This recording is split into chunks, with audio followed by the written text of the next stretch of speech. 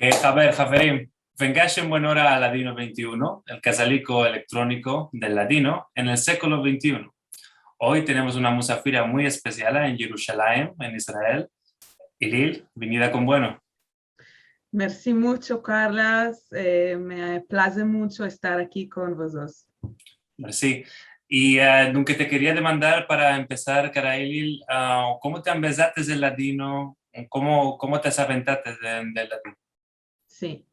Entonces, yo me empecé el ladino en la Universidad de Jerusalén y en realidad mi relación con el ladino empezó por vía del español moderno. Es que yo estuve de viaje en Sudamérica y me encantó el español. Cuando empecé con estudios de lingüística en la Universidad de Jerusalén, había un curso de ladino dentro del programa de los estudios. Entonces, es la primera vez que sabí cosas de ladino que antes no sabía nada de la lengua, de sus cultura, nada. Ok, muy interesante. ¿Y esta es la Universidad Hebrea de Jerusalén? Sí, sí. Ah, Y allá es que continué con los estudios de máster y después del doctorado y con el tiempo me hice ayudante del profesor David Bonis y Ancina que allí vía el español al ladino. Saludos a nuestro caro amigo David desde aquí. Y aunque David Bonis es la persona que empezaba el ladino cuando te aventaste del ladino. Okay. ¿Ahora continúa empezando el ladino o ya está en pensión? El profesor Bonis está en pensión, ama tiene una clase avanzada de ladino dentro del programa de estudios españoles o de lingüística, que los elevos pueden ainda hacer una clase con él. Qué interesante, mashallah. Y dijiste que entraste al latino por mor del español moderno, hablas muy bueno el catalán también. Sí. Y aunque te quería demandar del reporte entre el catalán y el latino, si existe alguna relación de que si culaneas más verbos del catalán en latino o del latino en catalán, ¿cómo es esto? Bueno, entonces, por modo que me mencionaste esto, es cierto, yo descubrí lo del catalán y del latino en el mismo año. El primer año de entrar a los estudios de bachillerato en la Universidad de Jerusalén, yo no sabía nada del catalán. Es de latino, yo sabía que había gente en Jerusalén soy yo que hablaba esta lengua, no más de esto. Y el catalán ni sabía, es decir, no sabía nada de este pueblo, de esta lengua. Y dentro del programa de lingüística de la universidad había tanto el catalán como el ladino, no el español moderno, o el francés, o incluso ni el inglés. Entonces había de seleccionar un grupo de lenguas indoeuropeas, yo hice galés moderno, greco moderno, latino y catalán, y me encantó tanto el latino como el catalán, y en realidad yo entré a este tema en paralelo, y mi investigación de doctorado en realidad es sobre la identidad lingüística de los judíos catalanes antes de Gerush Sfarad, antes de la expulsión, basándome en textos escritos en catalán en letras hebraicas, al-jamiado, del siglo XIV y XV, demandando si había un tipo de ladino antes del Gerush, como que hay textos también escritos en castellano al-jamiado o aragonés al-jamiado. Me interesaba esta cuestión para decir alguna cosa sobre el desenvolvimiento del ladino después del Gerush. Muy interesante, porque esta es un área que yo no conozco mucho, porque yo estudié más el latino en el siglo XXI, siglo XX en España. Es interesante a lo manco de dos puntos de vista. Uno, el de la identidad, como mencionaste. ¿Piensas que hay, sobre la base de los textos que meldates, piensas que hay una conciencia de apartener a una comunidad de hablantes diferente de la comunidad de hablantes del castellano, por ejemplo, antes del virus? Entre los judíos, Ujú, ¿quieres decir? ujú, Si los judíos tenían una conciencia de hablar una judeolingua, esa es ujú. la Sí, demanda. sí.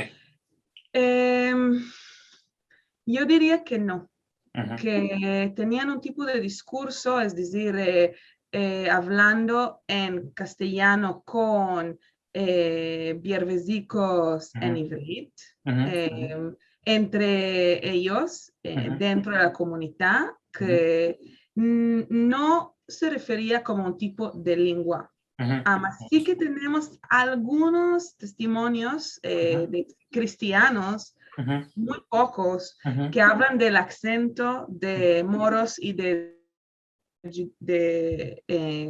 los judíos, ujú, que parece que tenía una entonación ujú, algo ujú, diferente. ujú, No en las introducciones a las traducciones, ujú, no hay como una referencia a nuestra lengua judía, sino que ujú, parece que es un tipo de manera de hablar, un registro, un ujú, discurso. ujú, ujú. Interesante.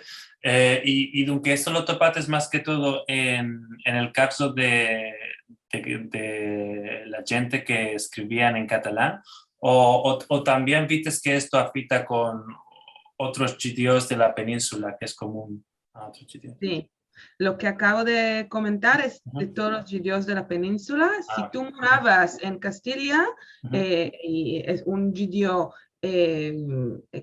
sabio, escribía el castellano en letras hebraicas. En Barcelona escribía el catalán en ujú, letras hebraicas. En Valencia, el catalán también en letras hebraicas. En Aragón, en Zaragoza. ujú, Entonces tenemos documentos de la comunidad ujú, judía de ordinaciones de la aljama ujú, judía para sus propios usos ujú, en aragonés, escrito letras hebreas, ama ujú, con muchas frases hechas del ivrit rabínico, ujú, o un tipo de tzavá, un tipo de cómo hacer el vino, kasher o no ujú, kasher, ujú, cómo pagar las taxas. ujú, Entonces, todo esto está escrito en lengua ibero-románica, ama en letras hebreas, ama con mucho uso de ivrit, frases hechas de ivrit, ujú, e incluso un comienzo de lo que vemos en latino,